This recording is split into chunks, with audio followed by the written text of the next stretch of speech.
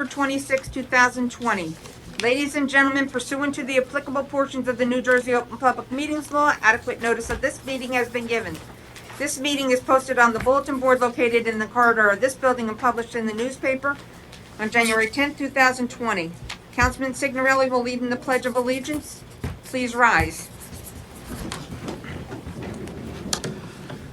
I pledge allegiance to the flag of the United States of America and to the republic for which it stands, one nation, under God, indivisible, and justice for all. Is Sophia on too? When we do roll call, maybe she'll. Okay. Sophia, you there too? Roll call. Councilman Bacchione. Here. Councilwoman Gingrich. Councilman Burns. Here. Councilman Signorelli. Here. Councilman Guadagno. Here. Councilman Gross. Council President Buccio. Here. Item 3A. Are we going to skip that now? Is he here, Mike? Do you know? He's here?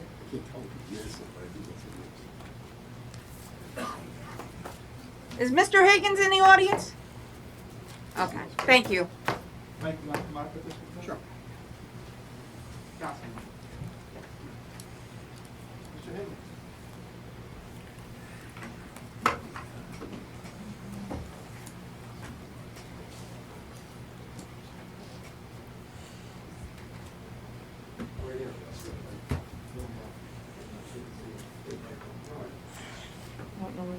Today we have a certificate of commendation to Mr. Raymond Higgins. Now, Is your mic on? we have a certificate of commendation for Mr. Raymond Higgins.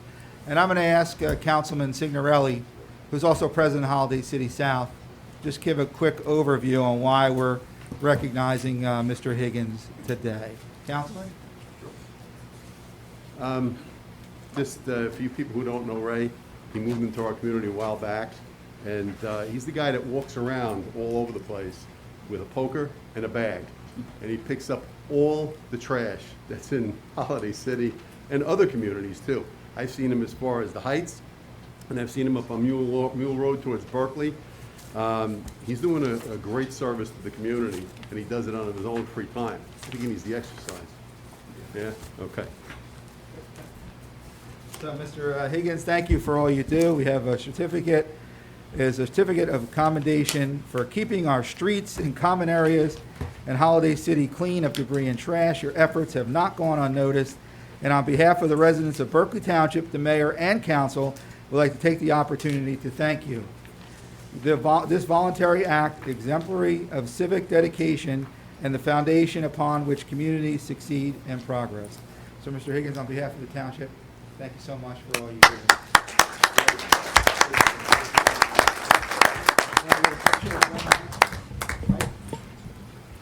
Camera, you got your camera?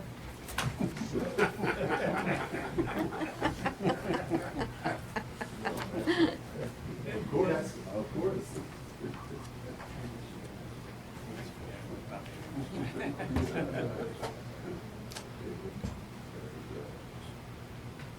Guys. Yeah, they smile. Thank you. Thank you, Mr. Higgins. Thank you for coming out.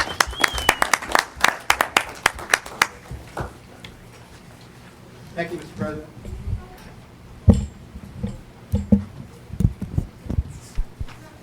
You missed it.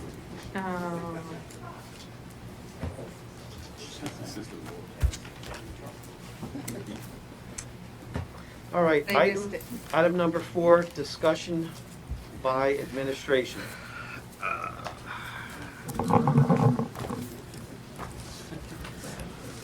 Thank you, Mr. President. Item A is a authorization of a shared services agreement with the Berkeley Township Board of Education and the Central Regional Board of Education and provide security, and that's on the official item 13.1 and 13.29. This is an annual security agreement, as you know, about Councilman Gross. How long has it been? 4 years, 5 years, 6? Right after I think, yeah. Yeah. Yeah, it's been longer than that, yeah. I tell you, we've been, we were the first town and probably one in the state of New Jersey to provide full sworn law enforcement officers in all 6 of our schools. We have the middle school, the high school, and then the 4 elementary schools. And we've been doing that since 2014, I believe, 13, 2013, 2014. So this is a great thing that we provide full-time uniformed police officers in our schools, and it actually provides our students an opportunity to get to know the police officers, be comfortable with them, and I can tell you, especially at the high school, and I don't want to speak for Deputy Chief Santucci, but there's been a lot of situations that have been brought to their attention while they're there, and it's just been a wonderful thing for our community. So we're going to continue this through the 2021 school year. And as I mentioned, it's on the official item 13.1 and 13.29. Item B is a resolution which is amending Resolution 20-362R, and it simply changes the date of the event for which we lent golf carts to Lacey High School. It changes that date to October 16th, and so it's just a bookkeeping item. It's on the official agenda as item number 13.2. Letter C is requesting, authorizing the waiving of fees for White Sands Tournament on October 31st, 2020. They go on the Ocean Beach and do a fishing tournament, and typically there would be fees for the, I assume for the beach buggy fees that we would be waiving, but either way, they're on a public beach doing a fishing tournament. So this would waive any fees, and it's on the official agenda as item number 13.3. Item D is just cancellation of taxes, county-owned properties. As you know, the Ocean County Natural Lands Trust Fund has been purchasing various lots throughout our community, and once they're purchased, then they become part of the open space inventory, and then we have to cancel the taxation, because obviously if we own the property or the county owns the property, they're tax exempt. And of course, item 2, there's 3 more additional 100% disabled veterans that will be receiving 100% property tax exclusion. And as I mentioned at each meeting when we do this, it's a great program, and that we stand by at 110%. However, it's just an unfunded state mandate, and the state really needs to start funding the programs that they trickle down to the municipal level. But like I said, we'll continue to do this because especially to our 100% disabled veterans. And they are on the official 13.5, 13.6, and 13.7. Letter E is authorization to advertise and receive bids. There's 2 resolutions for 2 separate items.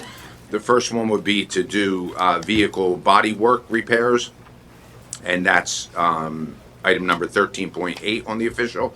The other is for replacement of the artificial turf, which is in the volunteer community center that the baseball league leases and uses, and the turf that's on the ground now is just completely worn out. So this authorizes receipt of bids for new, and it's on the official as item 13.9. Through the chair, please. On that center, this winter, would it be possible for some of the other smaller teams to get in there on an evening or a Saturday when it's not being used? I know in the past they've had it booked every day of the year. I just saw one of the representatives from the Little League today, and they had asked to get together with the mayor and our administration about things going forward, and certainly we could discuss that. I know in the past when we brought it up, they've said they're constantly in They've use been a little inside. greedy. But yeah, So- We do have a lease with them, and that, they have obviously the use of it. We can use it as a municipality if we need to use it, like we use it for election day. That's a polling I location. mean, if they want to, put the little kids from soccer in there one day during the winter or whatever. Sure. Okay, thanks. yes, we'll talk to them. And if I can, through the chair, the item F, amending the zoning map, if maybe our planner could speak to that a little bit, that would be great. Certainly, thank you, Mr. Kemmer. Item F, which is, can everyone hear me? Okay, can everyone hear me? Yes? So item F is an amendment to the zoning map of the Township of Berkeley. Through the years, there have been several ordinances that have amended the actual zoning map, the official map. Someone would come into Town Hall and see the clerk or the zoning officer and ask for a copy of the zoning map. They would not only get a map, but then they would have to get a list of ordinances that would complement the map, and they'd have to decipher that, so to speak. In addition, on tonight's meeting, we have two ordinances that, one ordinance that amends the zoning map further.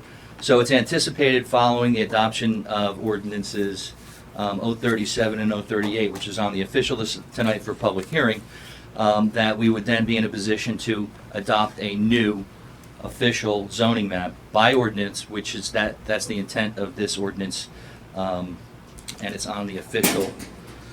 For first reading, I believe it's item 8. 6 and 7. Oh, zoning map 8. Yes. Number 8. Yes, that's item F, amending zoning map, and it's on the official as item 8.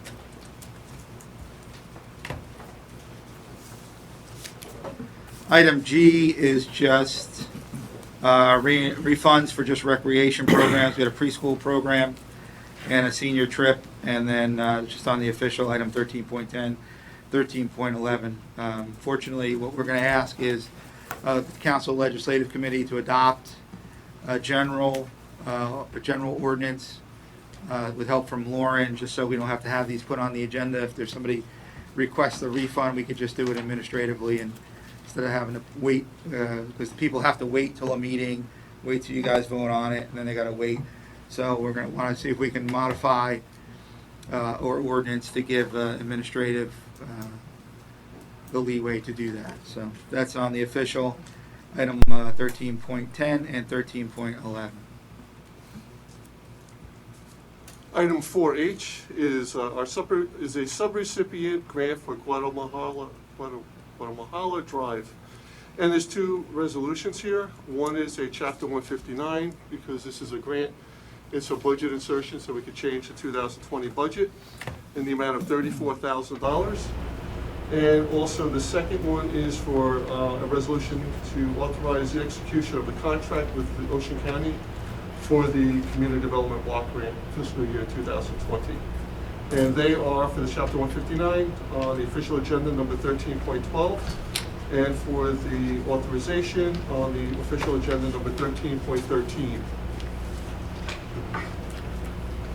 Item I is the 2019 audit. Just a couple of highlights on the audit. The resolution that the council has before you is certifying that you have at a very minimum read the comments and recommendations of the audit, which this year is very easy because there are no comments and recommendations in the audit. So it doesn't get much better than that. The audit, in essence, is there was no material weaknesses or significant deficiencies that were found. There's no instances of non-compliance. Our percentage of collection went up in 2019. Our delinquencies went down in 2019 for taxes.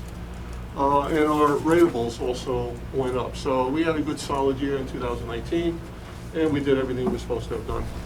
And that is on the official agenda number 12. Thank you. Item J is a refund of flood review fees in the amount of $100. And there's two of them.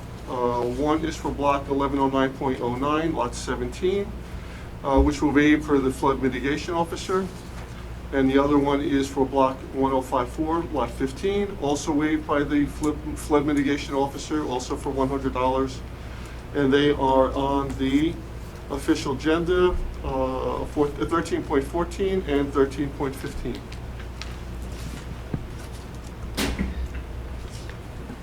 Item K is just appointment of Class 2 Special Law Enforcement Officers, the 5 individuals that are listed on the agenda.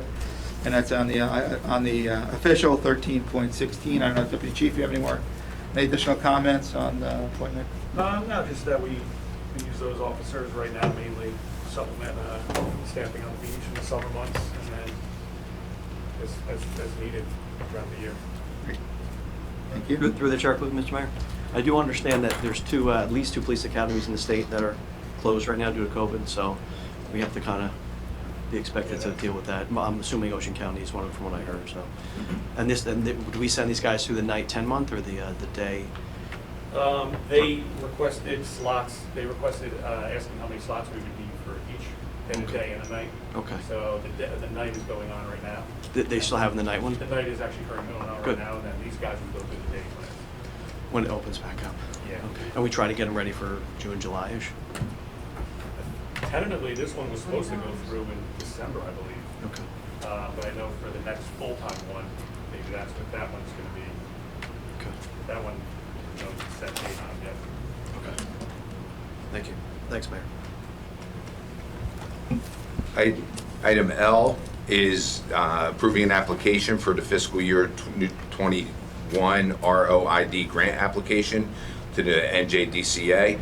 This is a state Department of Community Affairs grant, which the intention, it was brought to us by our grants consultant, and they work together with our recreation department because it's a grant meant to make recreation programs more inclusive for those that are challenged. And our grant consultant, who does a great job for us, was very complimentary of working with Mark Dykoff over in Recreation to come up with a plan to hopefully put in what will be a successful application to make our existing programs, summer camp, other ones, more inclusive, is the bottom line of it. So the approval for that is on the official agenda as item number 13.17.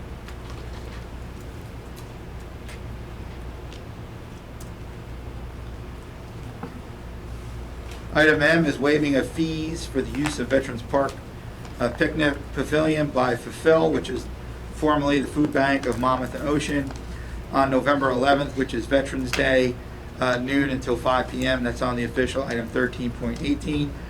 This is a great thing that they are doing. They are cooking food to go, putting to-go packages together for any veterans out there. When Kim Gadanya, who's the CEO of Fulfill, former Lieutenant Governor, and her staff reached out, we couldn't say yes fast enough. Berkeley Township has one of the largest veterans populations in Ocean County, if not the state of New Jersey, and for them to do this for our veterans on Veterans Day is just a wonderful thing. So we'll continue to get the word out there. It's just basically you're going to drive up, pop your trunk, and then they will put a couple meals in your in the car, the vehicle for you, for our veterans. So that's just a wonderful thing, and I appreciate it. And it's on the official item 13.18. Item N is a donation of a township purchased 2002 ambulance to the Bayville First Aid Squad in 2000. Probably I think it was 2001. We purchased this ambulance, and it's been in use for the Bayville Volunteer First Aid Squad for many, many years, but unfortunately its useful life has reached its limit for the vehicle, and they're asking us to donate it to them, and then they are going to cannibalize it and sell it for parts, and it'll be for money raised for their first aid squad. So this is something that we do on a regular basis with our volunteer squads. When we have equipment that we own that reached its useful life, we usually donate it to the squad, and then they usually sell it to raise money for their volunteer squad. So that's on the official item 13.19. Item O is amending a section of our building and housing code.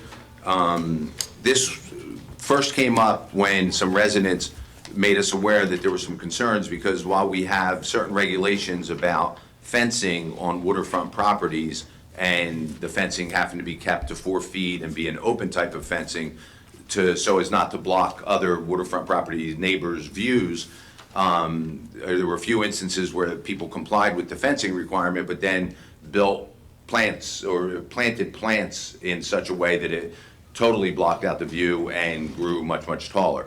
I know Councilman Burns and Jim Morris, our planner, have been working on an even more comprehensive change to our zoning laws about a lot of concerns with blocking the views with boats that are stored up on land and other items. But this particular change was one we felt like we could move forward right away because it is not in our zoning ordinance. It's like, as I said, in the chapter for just our building and housing. And what it simply says is that where there's that requirement of the fence no more than 4 feet and with open spacing, you cannot put shrubbery or any other type of screening that would block the view any more than the fence would have. So it gets something done immediately, and for a bigger picture, you'll be seeing more recommendations in the zoning changes down the road. That introduction of that ordinance is on the official agenda as item number 9.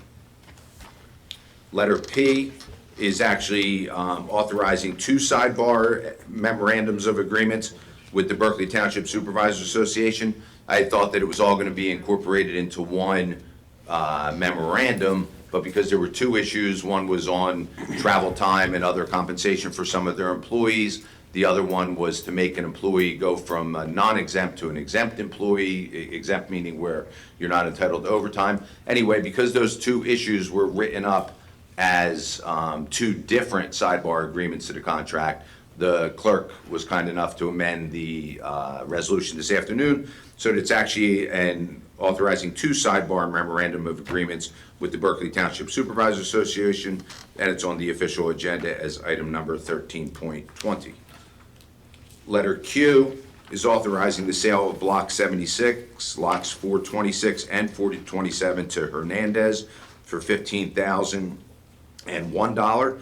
The reason the price is like that, people do all kinds of interesting bids when they're doing a sealed closed bid.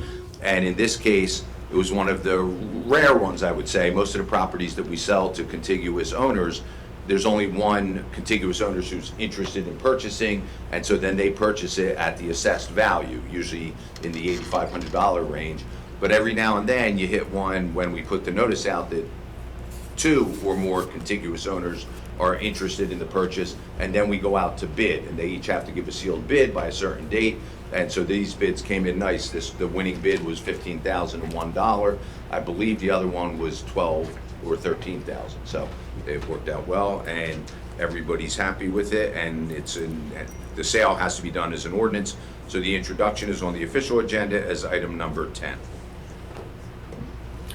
Item R is appointing a new alternate member to member number 2 to the Berkeley Township Zoning Board of Adjustment, Richard Bombardier, who I believe is here, for the unexpired term to the end of the year. John Malawi gave me a call, and I went to go see him, and he has some underlying medical conditions, and he tendered his resignation verbally to me. Appreciates the council's opportunity to have him serve, but he can't physically do it anymore. And I was speaking to Mr. Bombardier recently at an event, and Mr. Bombardier has several years of experience on the Board of Adjustment, previously served, and had volunteered again. So we appreciate Mr. Bombardier volunteering to serve, and it's on the official item 13.30. Next item agenda is supporting legislation S2695 and A4390. And essentially, this is a resolution to support the enactment of these 2 bills, and they provide immunity to senior planned real estate development associations related to COVID-19. I don't know if Councilman Signorelli, I don't know if you want to touch on any of that. No, other than the fact without this, we're not going to be able to open our clubhouses. Right. It's essential that we have this.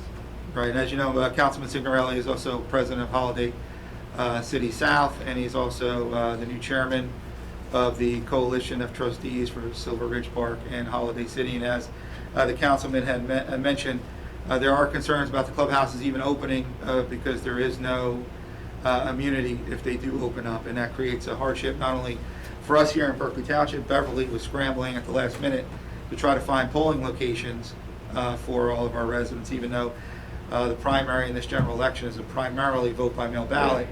We anticipate moving in the future that they will be allowed to go vote on a voting machine again, or at least that's my hope, that we will need polling locations. And this legislation provides that immunity, so these associations can open back up without liability, because it's just something that we support. I'm asking the council to adopt the resolution in support, and that's item 13.21 on the official. All right, item 5, comments from the mayor and council. Mayor Amato? Thank you, Mr. President. I will be brief tonight. I promised Jim Burns I would be brief. Received a letter. As you know, every year the Social Security Administration comes out with their cost of living increase, their COLA for our residents and for our senior residents. And unfortunately, this year they're anticipating the COLA increase to be 1.3%. And that is not a lot. I think that's a slap in the face to all of our seniors who have been absorbing outrageous increases. As you know, recently JCP&L raised their rates almost $10 a month. The Garden State Parkway increased the tolls.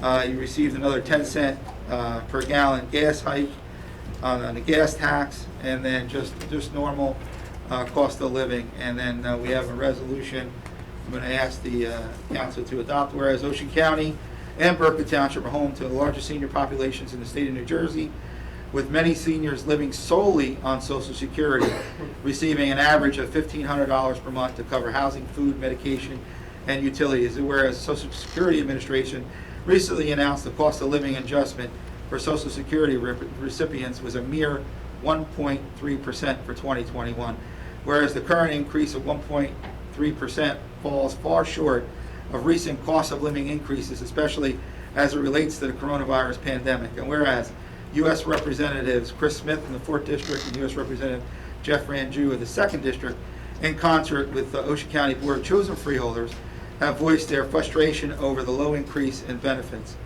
And whereas Congressman Smith and Congressman Van Drew have introduced legislation in an effort to help all seniors relying on Social Security as their sole monthly income that would provide an immediate 2-year emergency 3% COLA, including 2020 and 2021 during a national COVID-19 emergency pandemic. And whereas H.R. 8600, the COVID-19 Emergency Social Security Cost of Living Increase Act, is aimed at helping seniors and other Social Security recipients keeping up with the rising costs they experience in their daily lives, especially in health care. And whereas Congressman Smith and Van Drew's proposed legislation will also require the Social Security Administration to determine the annual COLA by using a senior consumer price index beginning in 21. And whereas the proposed measure would change the formula so it gives appropriate weight to the types of expenses which recipients of Social Security and supplemental Social Security income regularly face, and include the rising medical and pharmaceutical costs. Now, therefore be it resolved by the Township Council in concert with the mayor, soundly supports the efforts of these two congressmen to correct the inaccuracies of the SSA COLA formula while also implementing a 2-year emergency 3% COLA to help protect our seniors from financial hardships and allow them to continue to live independently without fear, anxiety, and that comes from financial concerns. And as I had mentioned, I've worked very, very closely with Freeholder Director Joe Vicari, who is the liaison to the senior services. And when you just take on, what the mere 1.3%, it's just not, Social Security COLA is not keeping up with the cost of living, especially in the state of New Jersey.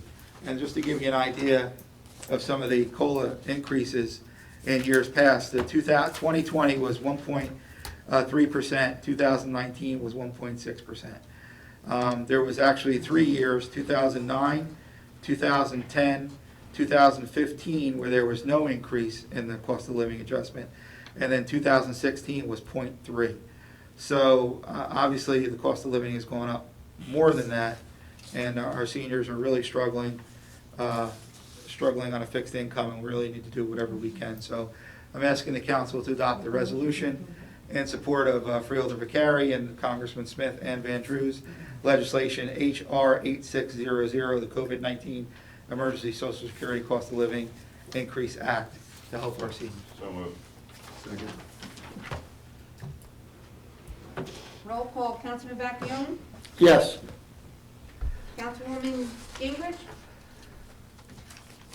Councilman Burns? Yes. Councilman Signorelli? Yes. Councilman Guadagno? Yes. Councilman Gross? Yes. Council President Buccio? Yes. Thank you very much, Council. I just want to take this opportunity to thank the Finance Committee, Councilwoman Gingrich, Councilman Buccio, and our Chairman of the Finance Committee, Councilman Bacchione, for working with Fred on a clean audit. The audit was 0 recommendations, and also have the information that was submitted by Fred for our 2020 best practices. And whereas we not only met, but we've exceeded all of the core competencies that are set forth by the state of New Jersey, that we will not be penalized in our state aid moving forward, because we have exceeded the minimum standards for the best practices. So Fred, a great job by you, the Finance Committee, and your staff, once again having a great audit. And as was mentioned before, our financial outlook is looking very, very good moving forward, and we continue to do that and making the tough choices, but providing good quality services that our town residents have come to expect, and we'll continue to do that moving forward. And then just lastly, I touched on it when we adopted, we approved the waiving of the fees.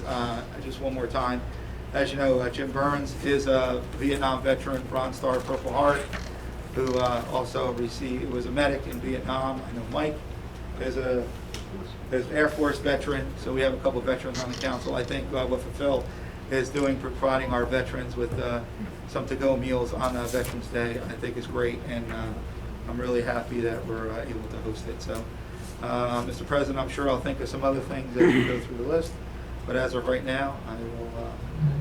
Thank you, Mayor. All right, Councilman Bacchione, give your promotion.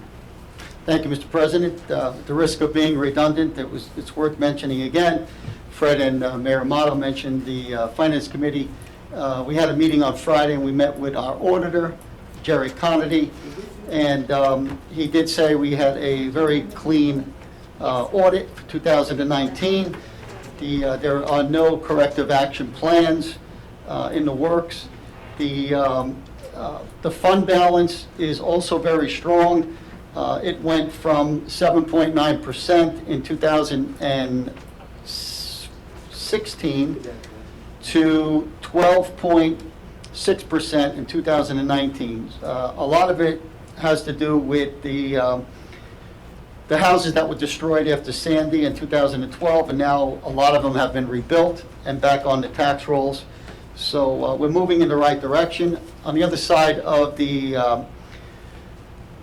fund balance, there is debt, and our debt is right now at 1.02%, and the ceiling allowed is 3.5%. So we're still a lot lower than what the ceiling is. The mayor started to mention the best practices, and every so often I mention the best practices. We do have a very high score. The state average is 16. The state scores the municipalities, and our score is 22. So we're, again, moving in the right direction and staying in that direction. We're way ahead of the curve. I believe the state factor, all told, the points that they give Berkeley Township is 29.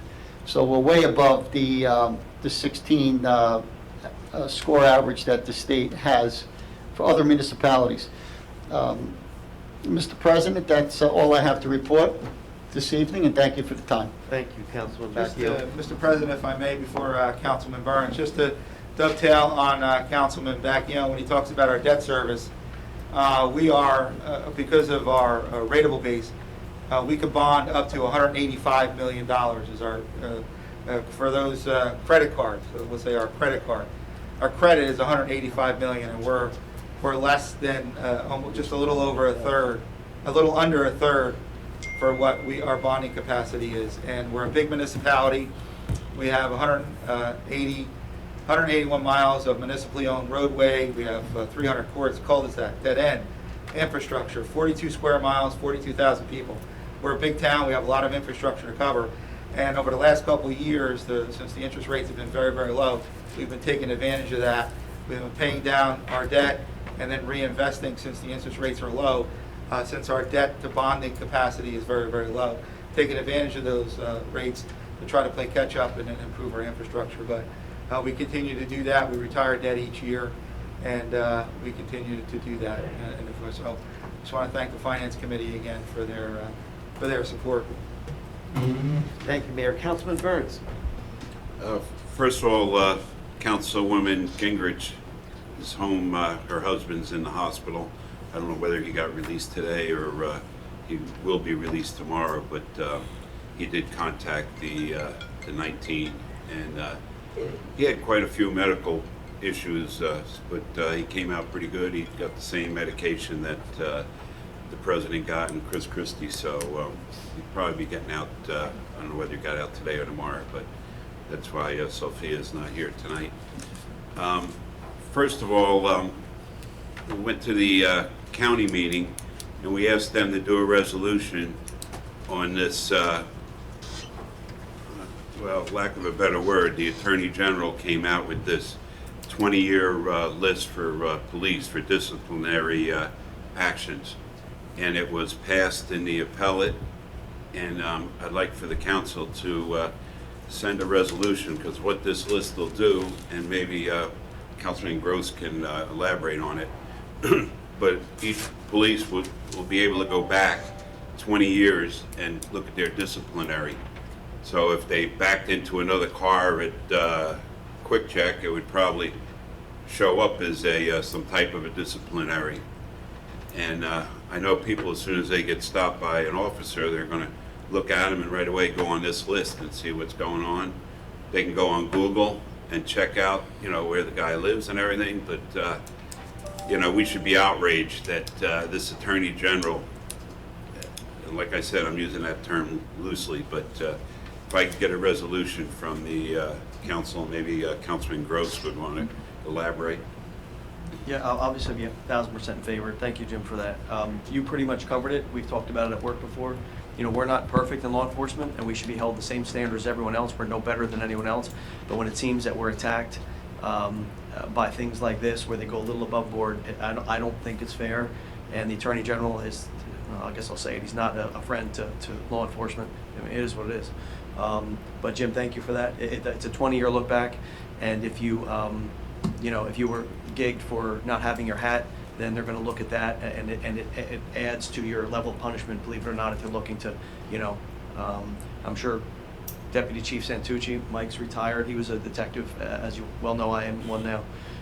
We're not above anyone else, but if you're going to do something a little above board like that, it seems like we're getting attacked with something of that nature. So Jim, I couldn't thank you enough for doing that, and it'd be my honor to actually... You and Mike want to make the motion? Yes, sir, thank you.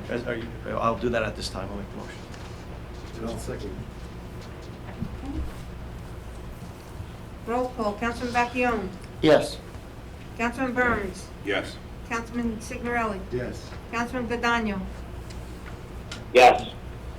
Councilman Gross, Absolutely, yes. Council President Bucio. Yes. And Mr. President, for the record, even though I don't get a vote, I support the resolution. How about Deputy Chief Santucci? I want to look at yours. I want to look at yours. If the administrator could put a meeting together with Public Works and Parks and Beaches, and also invite Lynn and maybe John and Red if they want to attend, as soon as we can meet with this COVID thing, to see what we need to do for next summer, and what things we can make better from this year. So as soon as spring comes, we can jump right out there and be ready. All right, so as soon as you can make that meeting. Also, CVS just came out with a program for veterans.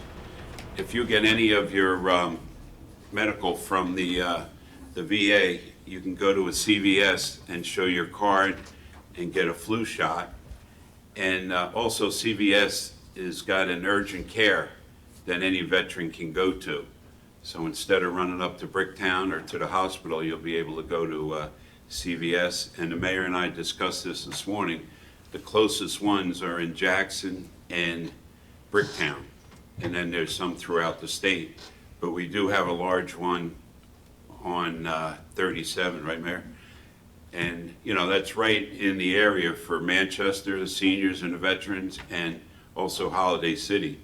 So I'm going to go visit the manager there this week and see if they can start the program there, even if they did it a couple days a week or whatever. But, you know, if Jackson and Bricktown have it, I'm sure we could get something. Also, this is our meeting before Veterans Day. It's easy to say veterans and go by, but these kids nowadays are living through, you know, extreme wounds. You know, they open up the wrong door or step the wrong step. They come out without their legs, without their arm, and they're surviving and they're living. Those are the true veterans to me. You know, also the mental health, 22 veterans a day commit suicide. So I know this council and this town, they do everything they can for the veterans. And if anybody ever needs any help, just call Town Hall and, you know, we'll get you the help. Also for Phil on the, I'll be there. Is there a RSVP or you just drive up? The shot. Okay, maybe a bunch of us could get a certain time and we'd sit there and have lunch together, 6 feet apart. All right, thank you, God bless. All right, thanks, Councilman Burns. Councilman Signorelli. Thank you, Mr. President. The only thing that No. The only thing that I have is today I met with Scott Carter from the Ocean County Health Department. He's going to be running the flu shot program, and we're going to be giving him Holiday City South's auditorium to run it on December 3rd. There is by appointment. You can go onto their website and make the appointment through the website or call. But the availability will be to anybody in Berkeley Township that's in the area can come in and have it done. So just keep an eye on the ads that'll be running, and if you need a flu shot, it'll be there for you. He also mentioned that sometime in February, when the COVID-19 vaccine does become available, that he will be doing the same program then. So we'll be looking for that too. And that's all I have. Thank you, Mr. President. Councilman Gross. All right, it's good to be back. I got to take this off so I can put my glasses on. So I guess I owe Jim one. So I have two assembly bills that have been sitting there that I think need some movement. So hopefully the council will support me on these. The first one is A1254, 1254. So council, this grants certain leaves of absence for Vietnam veterans of America to certain conventions. So if they're working, I know they're getting older, but they're still our veterans. This will grant them leave, paid leave, to attend functions, mainly conventions, which are work-related. So apparently they haven't been allowed to thus far. It stipulates everything you could possibly think of, Coast Guard, auxiliary, and so forth. So it might be a small thing to some, but a big thing to others. So if we could support them, essentially, that's it. So I get support on that one. That's my first one. Should we do it? Thank you. Second. Roll call, Councilman Bacchione. Yes. Councilman Burns. Yes. Councilman Signorelli. Yes. Councilman Godano. Yes. Councilman Gross. Yes. Council President Buccio. Yes. And I have one more, Assembly Bill A132. It goes on about 1 billion pages here, but essentially, council, it requires certain, and I'm assuming you're all on the same page as me as this. If not, vote no. Documentation as proof of voter identity to vote, updates procedures for challenging voters regarding proof of identity. So I know right now things are a little bit different, but I've always thought it was strange that you go almost anywhere. You know, you want to go to a bar and you look underage, they want to see your ID, but you go vote and they don't seem to really care. So this bill, I'm not going to read the 60 pages of it, again, requires certain documentation as your proof in order to be able to vote. To me, that's common sense, and I'm in favor of it, so if I could get some traction on that. Is that a motion? I'll make the motion. Second. Roll call, Councilman Bacchione. Yes. Councilwoman Gingrich. Councilman Burns. Yes. Councilman Signorelli. Yes. Councilman Godano. Yes. Councilman Gross? Yes. Council President Bushio? Yes. So I have to thank the council. Once again, last month, work kept me, and I got here late. I did get here. I got here late, but by that time, they'd already approved the resolution for urging maximum penalties for attacks and crimes against police officers. We're people too. We have families. We just want to go home. So I thank you for that. That's awesome. That's amazing. Your support is fantastic. I can't thank you enough. Everyone have a great Halloween trick or treat. Don't eat too much candy. I tell my kid that, and he just eats more, so maybe I'll stop telling him. But that's it. Thank you, guys. Thank you, Councilman Gross. On the phone, Councilman Guadagno, do you have anything? Yes, thank you, Council President. Real quick, as you know, with COVID-19, our concert summer series was extremely limited, and as you know, all around our country, movie theaters were closed down and have been closed down. So I just wanted to give a big thank you out to the mayor and the Berkeley Recreation Center. They came up with a great idea for our residents, which was a drive-in movie night. We had 4 of them this last Saturday, was our last one for this season. It was highly successful. Actually, people from our Berkeley Recreation Center, our employees, dressed up as characters from the movie. I just know the residents filled it every time we had one of these drive-in movie theaters. It was very successful. So it's a great job, and a big thank you out to the mayor and the Berkeley Rec Center. And I hope that we can continue this program next year because the residents really enjoyed it. That's it, Council President. Just to touch on what Councilman Guadagno had mentioned is it was great. We had over 110 cars this past Saturday night, full of kids. It was a great. We watched the Hotel Transylvania. It was very good. Some, as Councilman had mentioned, some of our staff dressed up as characters. So we're thinking of doing a Christmas movie as well. So we'll see how that works out. So stay tuned. We may have one more, Councilman. Great news, Mayor. Thank you. Thank you. I actually have just maybe a question for either the administrator or the engineering department. In the past couple of weeks, I've got complaints from residents wanting to know when Route 9 will be repaved. We know it's a state highway, state road, that the state's responsible, but there's been a lot of utility work, as everyone knows, from South Townsend all the way through Lacey. And do we have any kind of a schedule or on a program? I know residents want to make sure they're getting their 50 cents a gallon gas tax, the benefit of that. Yeah, Council President, thank you for that. As you know, last meeting, we unanimously passed a resolution demanding that the DOT first invest in the repaving of Route 9. Unfortunately, Route 9 was a victim of the previous administration when the Transportation Trust Fund, if you remember, there was a big debate a couple years ago under the previous governor about a permanent funding source for the Transportation Trust Fund. So the governor at that time, instead of running out of money, froze all Transportation Trust Fund projects. Obviously, we all know Route 166 was frozen, and Route 9 was supposed to be repaved, so that was frozen as well. Since then, New Jersey Natural Gas, through their contractor, is replacing gas main along Route 9. They're actually meeting in the middle. Berkeley's actually the middle. They had crews that started from the south that worked their way up north, and then they had crews that started up in the north and worked their way south. And they're supposed to meet somewhere in between around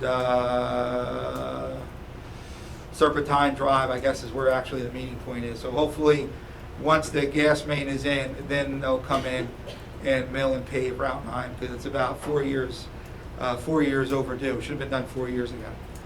So I thank the council again for adopting that resolution that we sent to the governor, the Senate President, the Assembly Speaker, and the DOT Commissioner, that enough's enough. You know, Route 9, as Council President Bushio had mentioned, you know, we deserve, I mean, we're paying more at the pump to, you know, put money into the Transportation Trust Fund, and those Transportation Trust Fund dollars should not only be included in North Jersey projects, but they also be included down here in Ocean County, and specifically Route 9 and Berkeley Township. So I don't have a specific date, Council President, but I know once the two pipes finally connect somewhere, it's supposed to be shortly after that, but probably, I'm thinking probably it's going to be a spring project, because I know once the weather starts turning to get colder, then all the asphalt plants, and I defer to our engineers, once the asphalt plant starts to shut down, then, you know, we'll have to wait till the spring. But We're on top of it. Thanks very Let them know much. we're on top of it. I actually Googled it. It's 50.5 cents a gallon we pay for the gas tax. 50, almost 51 cents. One of the highest in the country, and if, I think we're like top 3. yeah, top 3 in the country. All right. Discussion by the township engineer. Excuse me, one more thing through the chair.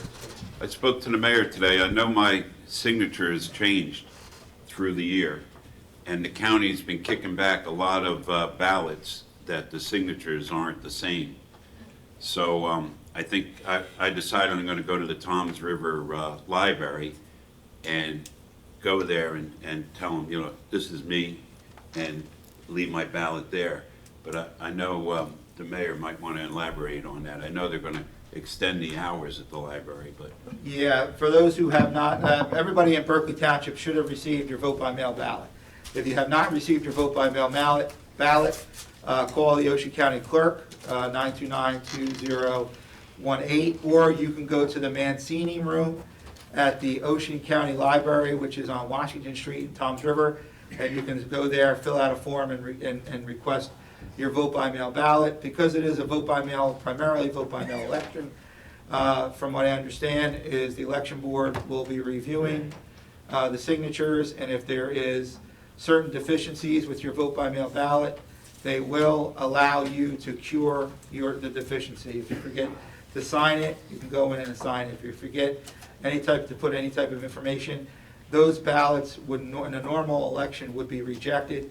But since this is a primarily all vote by mail ballot election, they're going to give you an opportunity to cure any deficiencies on your vote by mail ballot. So just keep that in mind. So if you don't have your vote by mail ballot, call the election board or go to the Mancini Room at the Ocean County Library to request your ballot, and they'll make sure that they give it to you.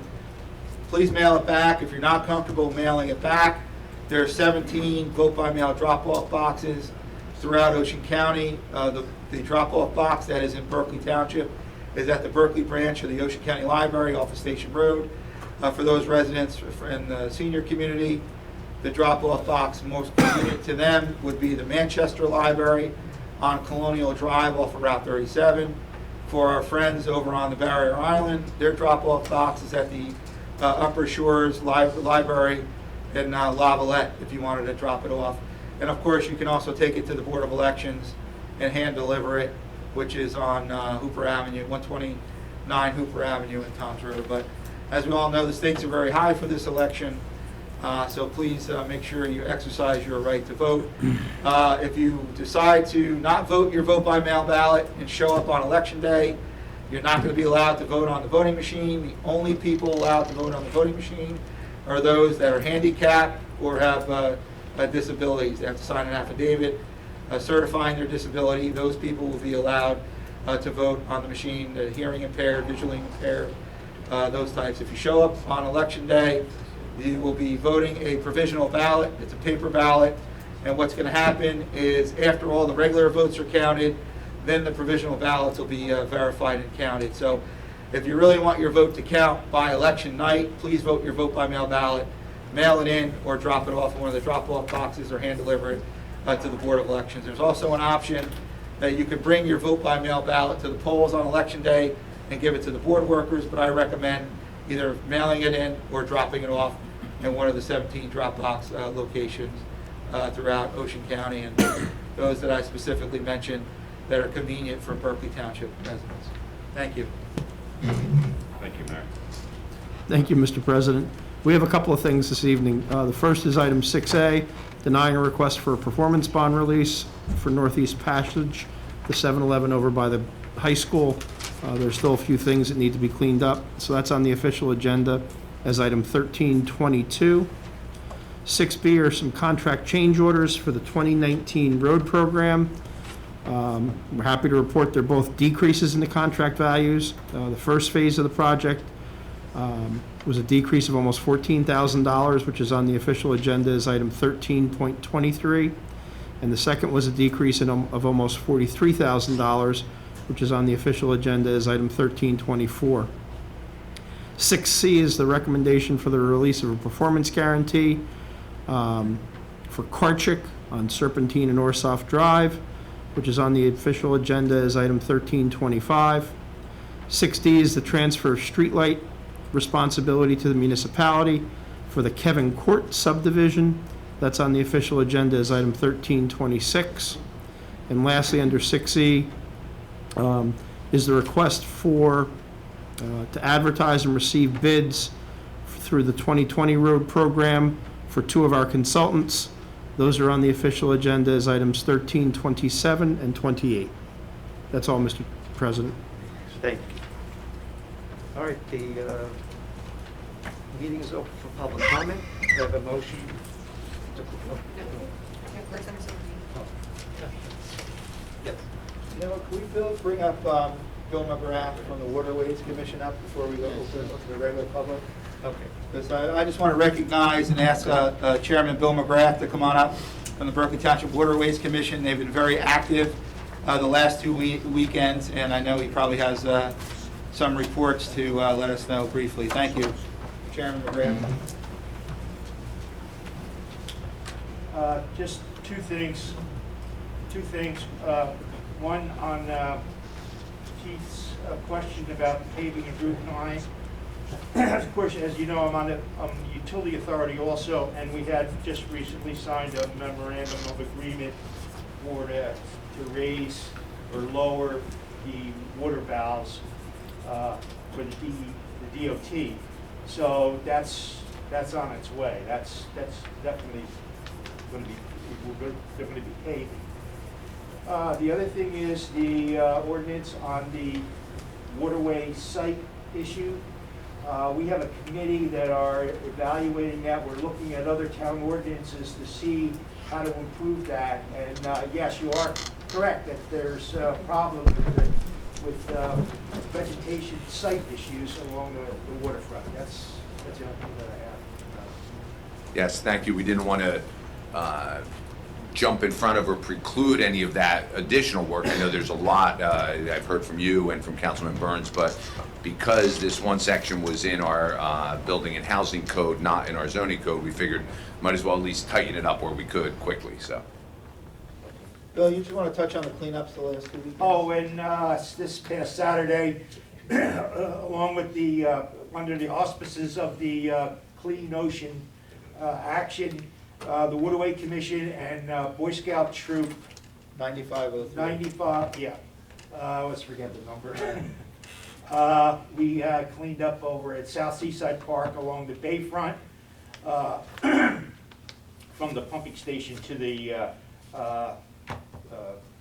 24th Avenue, and also on the ocean front along the beach areas. And we did a cleanup. Well,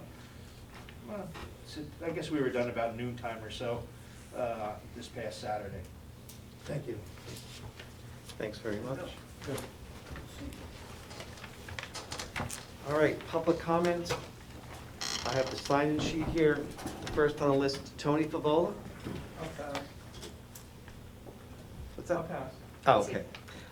Next on the list, Marilyn Miller.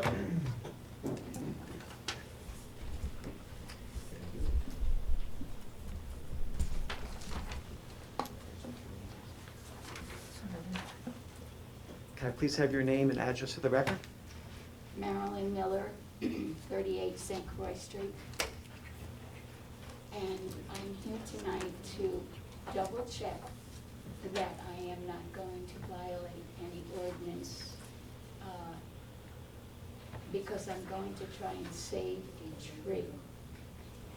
And Aspen Tree Company is going to put cables around the tree. And they are also going to prune the weight-bearing branches. And because I've had some issues with people next door to me, I want to make sure I'm doing everything correctly. I'm having a surveyor come and resurvey the property and put markers in. The tree has been pruned several years ago, but it needs help. And I'm paying for this out of my own pocket. So that's why, number one, I'd like to be able to save the tree. Secondly, it does cost a lot of money. So that's streets for the record. Thank you. Thank you very much. Next on the list, Deborah Fleming.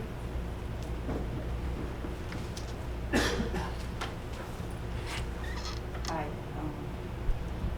Deborah Fleming, 1052 Route 9 in Bayville is my mailing address, and I live at 1054 Route 9 on Route 9 in Bayville.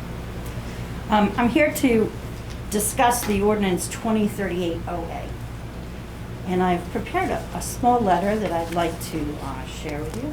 I don't know who I gave it to. Through the chair, Mrs. Fleming? Yes. I don't know if you want to save that for the actual public hearing on the ordinance, Well, because we're going to then it have would a be on the public hearing. official. Well, the only thing I'm always afraid of is I wasn't privy to the first reading, so I didn't have opportunity to do anything or ask anything. And I find that sometimes if you don't stand up at the right time, you miss your vote and the vote passes you by. So I don't know if now is the time. I really, I'll defer to the Turns. Council President. You're not precluded at any point in time from speaking about this. If you want to speak about it right now, you can. The only thing that Mr. Orris was saying is that for the official record, if you commented during the public hearing on the ordinance, then it would make it in the minutes. This is not going to make it in the minutes. This doesn't mean that nobody's listening to you. It just means that it would okay, not go with it. so should I just wait? But you're not going to read it and finalize it before I get to speak, correct? Correct. It would not be voted on until after it's open to the public for you to comment. Okay, so then I'll wait. Yeah, and then that way, your comments will be in the record for that ordinance specific. That's all I was Okay. trying to. Perfect. In the interim, can you give one copy to Jim? Sure. This way he can take a look at it. I can give you all copies if you like. I want to know. It's kind of interesting. It's just a, you know, Thank you. asking for consideration to be treated the same as everybody else. Thank you.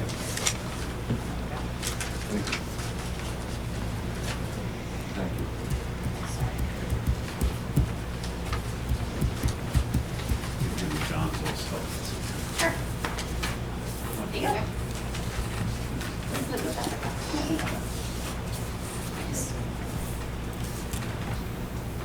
Okay, next we have Lance Sampieri. Let's get your name and address for the record, please. Lance Sampieri, 11 Key Largo Court. I'm sorry, I can't hear you. All right, sorry about that. Lance Sampieri, 11 Key Largo Court, Bayville, New Jersey. So we got same letter in the mail, so I was going to talk about what she's going to talk about. I was just seeing if there was any plans for that right now. I called the zoning officer, but obviously, due to his health, he wasn't available.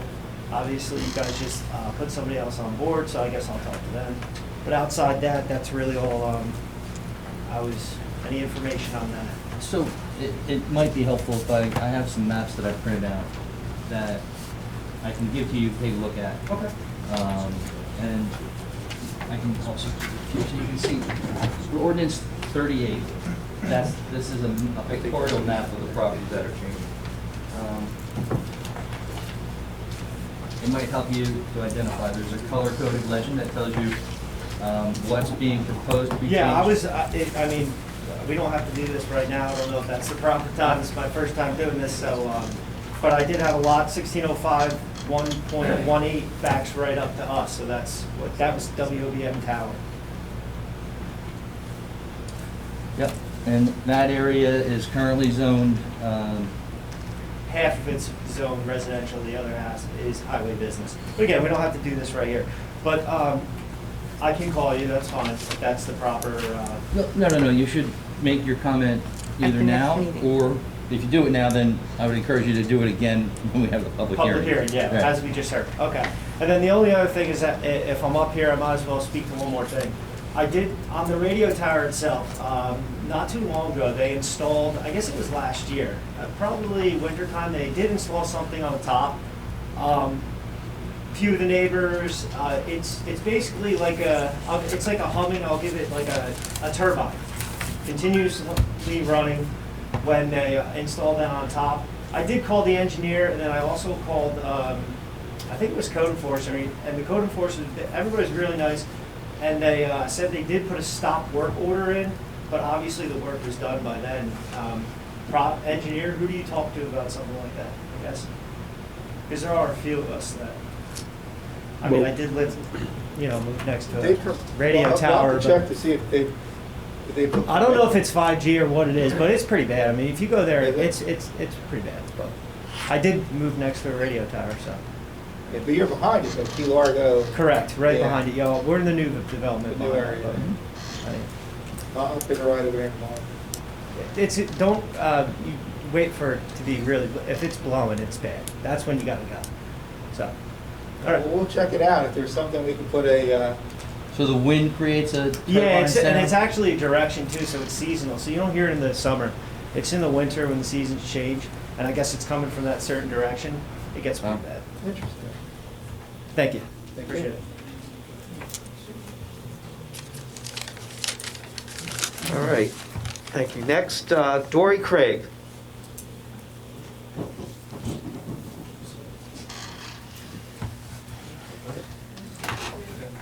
I'm going to go first. Thomas Prosser, 214 Potters Drive.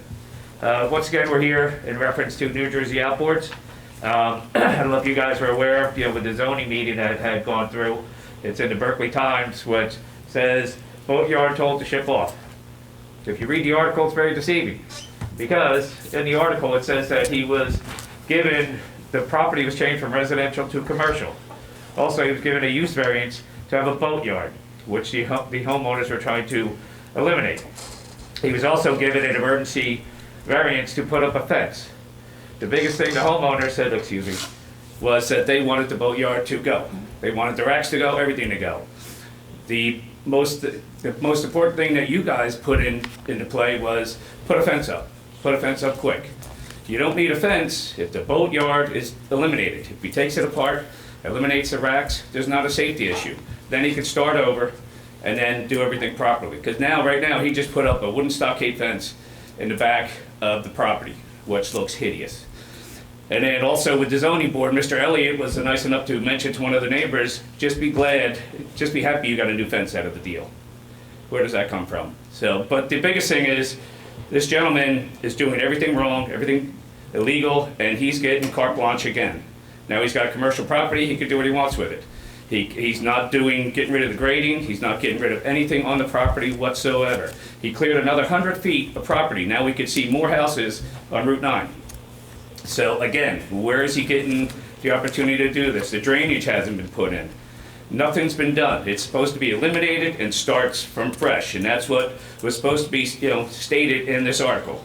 Nothing has been done, except we have a wooden stockade fence now behind the neighbors. So, and again, there's no side fencing, and also he was lucky enough to get a new electric gate on the Route 9 side. So, and again, I spoke with Mr. Camera, he tried to explain things to me, but again, you went from residential to commercial, you're saying that it's easier to control him. Nobody has been able to control this homeowner since he started this project. Nobody. He does what he wants, when he wants. And the next statement I want to say is that the neighbors are getting together, they're doing a bet to see how many votes he's going to need to donate to see when he can get the buildings put up. So again, it's becoming, again, it's getting stupider and stupider, and now it's becoming a joke. So I appreciate your time, and again, this is, once you read the article, very deceiving, says it's going, but it's not going anywhere. So, and they also were saying that they were concerned about him appealing to the Supreme Court. Well, you can appeal to the Supreme Court. Nobody has a crystal ball. You can still appeal to what you're saying about the boat racks that are coming down. You can appeal to everything. Nobody has a crystal ball. Everything should be eliminated. Everything should be stopped. Again, the zoning board should rescind what they said, what they approved, because they just handed them everything. Now they have an official boatyard. So I'll be done with that. She can complete her I statement. just wanted to say, I sent an email out. I'm not going to go over everything. Joy, can we get your name and that? Full name and Doris address? Craig, 6 Browning Avenue in Bayville, and I live behind the boatyard. And this is upgrade from us. One of my big concerns was the drainage. And there's water pouring off the back of the property, which we never had before. He's cleared more trees since the zoning meeting. I know he wasn't supposed to, but more trees behind me went away. And he's passed his lines, his property lines. He's 100 feet past the property line now. And now, this morning, I wasn't even going to come today because I sent an email. But this morning, I went down to my basement and I have water coming up through my floor. I lived there since 1985, and I never had a drop of water in my basement. And now there's, not to interrupt you, can you take pictures of the basement? I will take pictures, and there's, all the pipes are dry. I ran the washer, I ran everything, nothing's leaking, it's coming up through the floor. I've never had that problem. That's one thing that I liked, that my basement was dry. I lived there since 85. So that's one thing that's coming true, which we dreaded, and it's happening. So what's gonna happen in the future? Are they gonna put any kind of drainage on that property to prevent this from happening? It doesn't seem like he's doing anything anybody's telling him to do. And it's already affecting my property, besides all the other points that you're aware of. I'm not gonna go through them. But it's very upsetting. There's a lot of pollution, there's a lot of runoff, the wetlands are filling in, and he continues to do what he wants. So we're just here today to voice it again, and we're just hoping that Berkeley Township will get out there and start looking at what's going on and try to make him do things right, because it's not right that he just did whatever he wanted with no zoning, no permits to take down trees, and then after he did all the wrong, and only after we complained, did he put permits in. This is so wrong. And now We we have- couldn't do that as homeowners. Now there's commercial property. So So I now thank we you have an official boat for, and I yard. thank you for your response to my email. Ernie went out there today, John went out there today, code enforcement went out there. Jim said you can see more houses by Route 9. They're clearing up to the Elks. And I know, It's it. one of the big concerns I have is he wants to put in for 2 buildings for painting. That bothers me because of the pollution from that. You know that I have a son that has cancer probably from Ciba-Geigy, because I live near the plant. I'm very concerned about the environment. That was my main concern. It wasn't so much property value. The environment means more to me than anything else. So I'm just hoping that Berkeley Township keeps an eye on this and makes sure that all the wrong that's been done is righted. So I thank you for your time. Thank you. Thank you. Mayor, if you'd still like, I can address some of those things. Yeah. Okay. And sorry, I may not, I know I can't satisfy all of your concerns because but the primary one I want to clarify and make sure that it is understood, regardless of what the newspaper article said, what the zoning board did was not change the property to commercial per se, meaning he could do whatever he wants there. They did give him what's called a use variance, meaning that he can do boat storage and painting on that property. So it's limited to that. It's not a carte blanche commercial. I just want to make sure you understand that. The second part is, as part of that resolution, what I meant when I said and what they said at the meeting, that they were doing that in order to, rather than do nothing that night, in order to be able to get some kind of controls over it. The resolution, and I think I sent it out to whoever asked for it, but the resolution said they were granted a use variance to do boat storage and painting, but that they needed to come back with a site plan approval to ask for approval of that site plan in what they would construct there and how they would lay it out. That's when concerns over where the buildings are, the type of ventilation, what the hours of operation, drainage in particular. I know in the site plan that was originally submitted did have drainage that would be taken care of there. And on the drainage, I can also tell you that aside from the fact that we have and will continue, as you asked, to monitor the work there, the Ocean County Soil has also been out to the site, and so they're also concerned with that and addressing that. But the final way they handle the drainage, whether or not there's some retention area, whether there's actual underground storage of it, whether there's piping to different locations, his engineer will have to present something. Our engineers will have to look at it too. The board will have to approve it. All that stuff will be considered at the site plan hearing. But the primary thing now is that he was directed that he had to put up a 8-foot fence, around the whole property, because that said he had to do that within 15 days. They did come in really quickly within a couple days, had their plan, got their permit, and started construction on that back stockade fencing, because that had to be solid.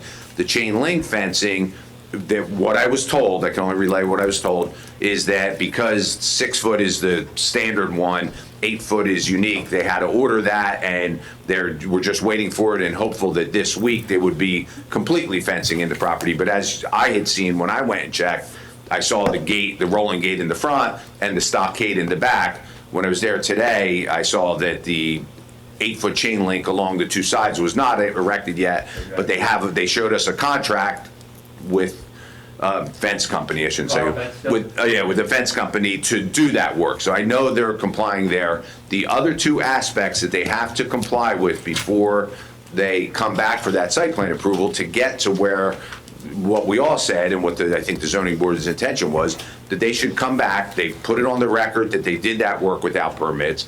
They know that they shouldn't have, but since that has already happened, they have to come back with the racks taken off and the bad soil taken out, but they did have 60 days to do that. So bottom line, at this point, the racks not being taken down yet are not anything we could violate them for. But another 30 days from now, we can, and we will watch. And I'm not saying we're looking just to do that, but if he doesn't comply, doesn't keep moving, then we will violate him. He's still doing a lot of grading and digging, because also, that we mentioned several times, with all the trees he buried on property. And on that, we don't know what's underneath that ground. when we went to the site today, as much as I could see, there didn't seem to be any new cutting of trees down. That area where I think you're talking about, if you were looking from the front, from Route 9 to the right-hand side, that is so cleared beyond his property They line. already cleared that grade, they had the last couple of weeks. Exactly, and that had been cleared, and all the tree, that had deforested, the trees had been cut down. All the trees that were laying there in piles, they had, and the chipping that Ms. Craig had told us about, they were apparently chipping the stuff that they could chip, and then the bigger stuff craning it out of there. And when I was there today, the big pile of chips were also being pulled up by an excavator, and so they intend to clear all that out, but there didn't seem to be any new. Definitely cut more trees down, because you said you can see the house down. We've been out there, pretty much every day ourselves, keeping an eye on it. Oh, and the last part that we did see, which the plans called for, they had to, even though they haven't deconstructed all of the racks, they did take out that last section because that had actually gone onto the neighbor's property as well. So that had to come out to even be able to fence it in, so. We weren't aware of that they were approved to do the painting, because again, when this all first started happening, he had more paint and paint cans on the ground than he had on the boats. Sure. So, I mean, he should have the authorization to start painting again. And I can tell you. Again, it was a disaster. We have pictures of it. There's more paint cans, open paint cans, am I correct? Yeah. All over the property, hundreds of them. So we will be monitoring what he does up till then. I can't obviously discuss that particular application. That'll be in front of the zoning board for site plan. But I can tell you that the types of things you're talking about, if somebody's gonna build a building, particularly a building that's used for painting, where any venting goes out, the type of ventilation, is all addressed in that, because so that it doesn't affect There has it. to be spray booths, everything. I know Exactly. it owns an auto body, and there's a lot you have to go through. Yep, So it's not just you can, have a garage and start painting. exactly, and I think Hopefully that works out, but touched hopefully on it. we're not gonna have a building, that's their other concern. The boatyard they can deal with right now. And the other thing too was, they were court ordered Monday through Friday, 8 to 4:30. He's working 6 days a week. She called the police and was told that they're allowed to work Saturday, starting at 7 a.m. Yeah, we have, and on that part, just from my knowledge, we have in our code that says when you can work, because there was a report one Saturday, they started at 7. I thought Saturdays was 8, or maybe Sundays 8. Well, this was when he went to court for his first fine, court date. The prosecutor set up where that it's documented that it was 8 to 4:30, Monday through Friday. Huh. And that's what she brought, that's what she was calling. It's stopped on the weekends since I made the Yeah, call. and that was through the prosecutor, with the court. That I will So that's admit why we're is, questioning that. I'll have Kevin. yeah, I admit that's new news to me. I was only aware of what our code called for. Yeah, no, that's So- what's done with the prosecutor when he was his first court appearance with the fines. So, That'd be helpful. Yeah, how often he could operate. So, because I guess the biggest thing is the noise and everything. So, and it's a mess back there. So, we appreciate your help and keeping in touch with us. So, and hopefully, like I said, we were hoping it would go away. So, we shall see. Thank you. But, all right, have a nice night. Thank you. All right, next on our list, Ambrose Conti.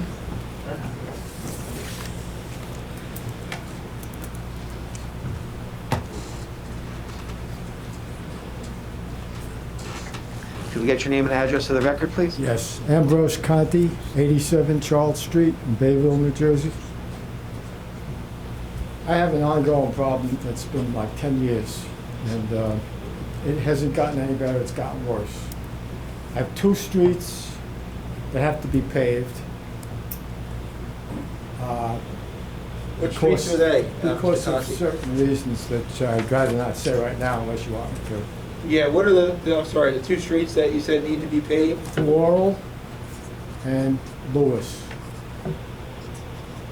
Okay. This here one, this one neighbor is on Floral Street. He's running 3 businesses in a residential area. And he spoke with Mr. Burns. I heard him saying he's going to have it all cleaned out, right? Right. And he told me personally prior to that, give him 5 months and he'll have it all cleaned out. Well, it's gotten worse. It's horrible. And You have pictures for us, Mr. Conti? this I took Friday because this is very recent. So it's always changing. And I have the lots of gas for that. That's my landscape. 2 sides. That's my 2 sides that I'm right on top of. Right. And then the Probably other lucky, side, 'cause the I don't third think there's side is anything on else this on the Charles Street. Yeah, I don't think there's any room for anything else. No. I think you're good now. And if you notice the fence there, Mr. Cameron, Yes, as Mr. Ambrose Conti was saying, this has been an ongoing problem, not only with the neighbor, which is strictly a code enforcement issue, but also on both sides of him. There's 2 streets, one where, paper streets, one where a neighbor or someone definitely cleared the paper street and made it into a dirt road without any apparent approvals. The other one where on that paper street, which if everyone's not aware, just means like it's the woods if you look at it, but it's actually on paper a street. And on that one, the neighbor has sort of like taken it as their own with what they've constructed on it, and it's interesting territory with that, because on streets and in right-of-ways, a lot of times people, when they're permitted to, people's driveways often go through like a paper, the right-of-way.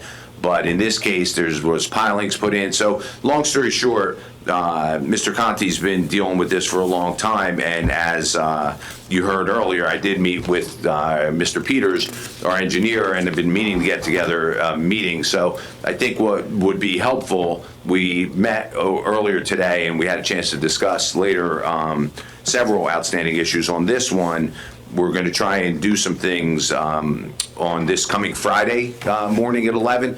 And if you're available, I'd love to actually sit down and try to kickstart this, because I know it's one of the things that has gone by the wayside, and we don't want it to continue. So also Mr. Stiller there from the road department, Steve.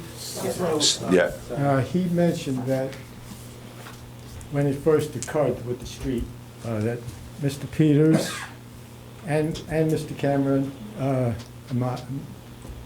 Carmine, come out and meet with me, and we could go over these problems. Great. That never took place. Yeah, and I know I've been to the property. Kenny Anderson, who will be in the meeting too, has been to the property. Councilman Burns has been there. Ernie, I don't know if there, Mr. Peters, I don't know if there's any utility for you that we do a site meeting, or if we just meet here if you're familiar enough with the area. It's easier to meet in the office because that's where the maps are. Right, so if we can meet in your office or our office? Your office. Good. So, Mr. Conti, if you don't mind, or I'll call you Ambrose, if you don't mind, if you're available this Friday, 11 o'clock, we'll set that up so we can all sit down together with the engineer and certainly Councilman Burns, who's been involved if you want to be. Yeah, I went out there the next day after the meeting Yes. about 6 months ago.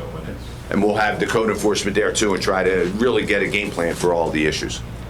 The whole problem is this here with the 3 businesses. It seems like he's doing anything he wants, and nothing ever. He's gone to court and everything else. you're aware of that. And I said this once before to you, that he says he knows one of the code enforcers, so he could do anything he wants, which is lovely.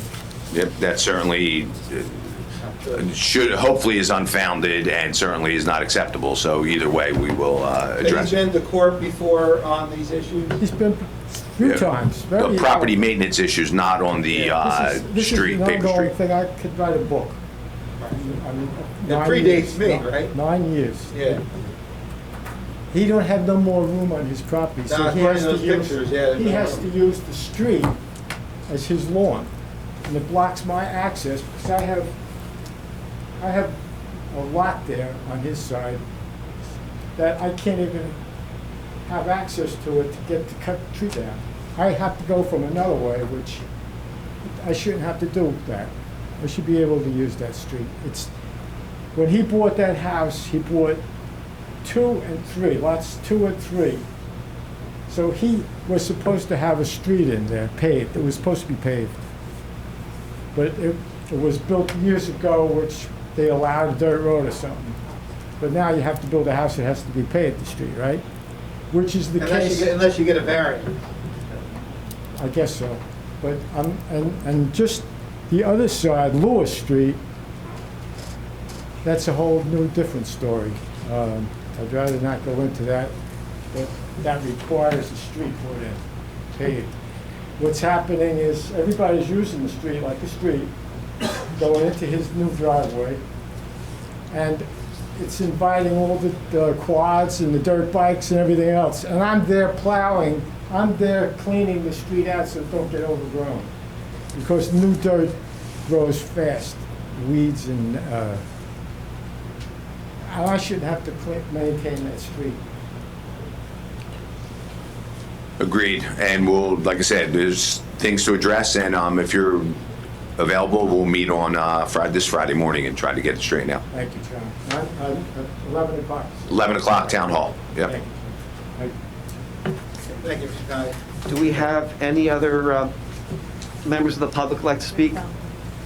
Yes. Name and address to the record. Richard Bombardier, 302 Eastern Boulevard. On behalf of the Pine Barrens RC Modelist Club, I'm here as a spokesman. I just want to thank the town for their assistance, their help with our first annual open house for the township. It was a great success, and again, just wanted to thank you for your support. Anyone else?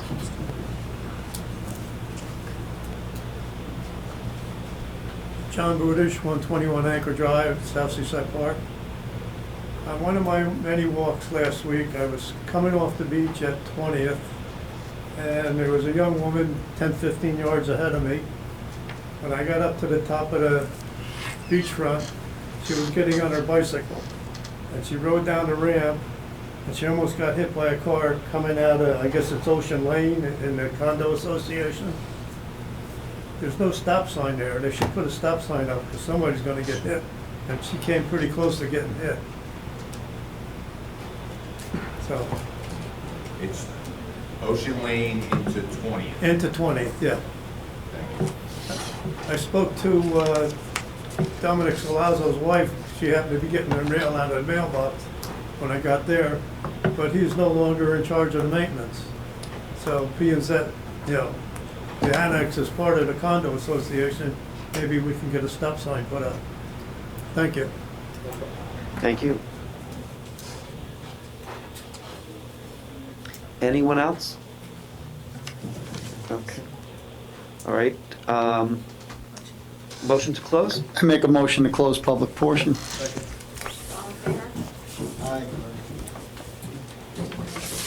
All right. Closed session resolution. Resolution number 20-404-R regarding closed session. Whereas we are about to discuss matters which deal with one or more of the statutory exceptions under the New Jersey Open Public Meetings Act, which allows the exclusion of the public during said discussion, and whereas the matters to be discussed relate to real property, attorney-client privilege, possible litigation, and personnel. Whereas this may be disclosed to the public